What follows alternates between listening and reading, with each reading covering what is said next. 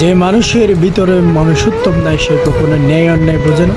যদি বুঝতো তাহলে এক ভাই আরেক ভাইয়ের জোরপূর্বকভাবে জায়গা দখল করে খেত না। সে অবশ্যই মনে করতো ভাই সেও তো আমার ভাই, আপন ভাই, আমার মায়ের ছেলে, আমার বাবার ছেলে, আমরা এক অপরের আপন ভাই।